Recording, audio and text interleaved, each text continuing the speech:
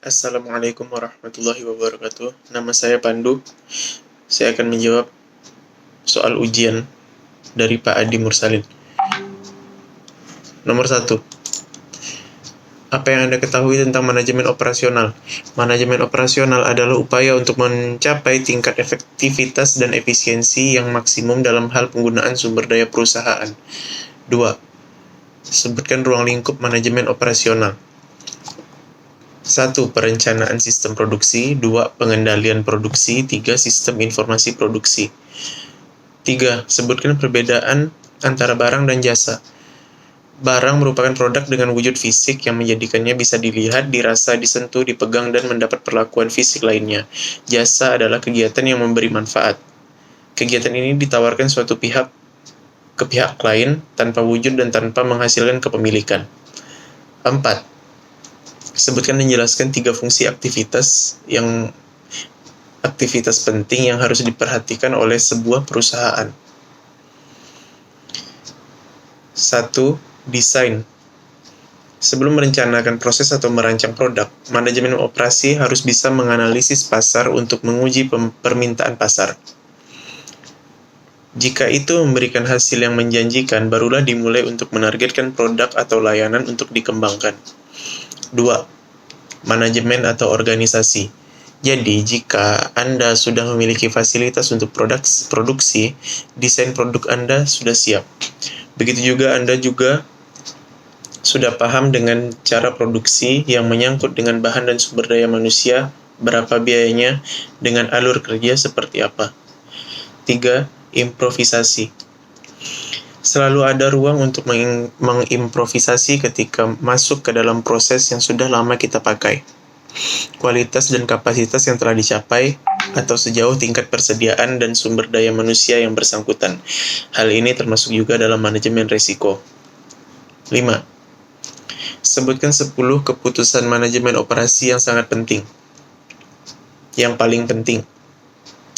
1. Perancangan barang dan jasa. 2. Mutu. 3. Perancangan proses dan kapasitas. 4. Pemilihan lokasi. 5. Perancangan tata letak. 6. Sumber daya manusia dan rancangan pekerjaan. 7. Manajemen rantai pasokan. 8. Persediaan. 9. Penjadwalan. 10. Pemeliharaan. 6. Jelaskan mengapa perlu mempelajari manajemen operasi. Kita mempelajari manajemen operasi karena kita ingin mengetahui bagaimana barang dan jasa diproduksi. Fungsi produksi adalah bagian dari masyarakat yang menciptakan produk yang kita gunakan. 7. Bagaimana mencapai keunggulan pesaing melalui operasi. Keunggulan bersaing dalam manajemen operasi dapat diciptakan melalui 3 strategi. Diferensiasi, biaya rendah, dan respon cepat. 8. Jelaskan apa yang dimaksud dengan strategi operasi. Jelaskan secara terrinci. Strategi operasi merupakan komitmen terhadap seluruh kegiatan yang direncanakan ataupun yang ada di dalam lingkup perusahaan saat ini. Kegiatan yang akan dilaksanakan di sini memanfaatkan seluruh sumber daya yang ada secara maksimal dan melakukan proses informasi demi mencapai distinctive competence serta tujuan operasi perusahaan. 9. Setelah menonton video dari link di atas, pertanyaannya: A. Apa judul video di atas? Indonesia X ITS 101 Supply Chain Management Intro Video, dan Nyoman Pujawan Supply Chain Management Video. B. Siapa pembicara dalam video di atas dan dari mana pembicara tersebut? Profesor Nyoman Pujawan dari Engineering ITS. Jelaskan apa yang dimaksud dengan supply chain management.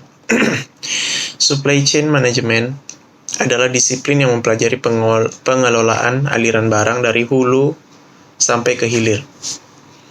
D. Mengapa supply chain management sangat penting bagi perusahaan? Pentingnya supply chain management atau SCM ini bagi proses bisnis adalah secara fisik. Mengawal proses bahan baku dan komponen agar menjadi produk dan mengirimnya hingga ke konsumen akhir dan meyakinkan bahwa pengiriman produk atau jasa memuaskan aspirasi konsumen tanpa meributkan ketersediaan stok. Jelaskan teori supply chain management yang dijelaskan oleh pembicara dalam video di atas.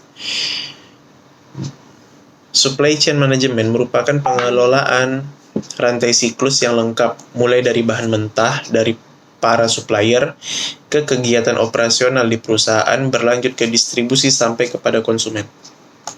F. Apa yang Anda dapat pelajari dan Anda dapat dari menonton video tersebut di atas? Yang saya dapat adalah pengertian supply chain management, fungsi supply chain management, serta teori supply chain management. Terima kasih atas perhatiannya.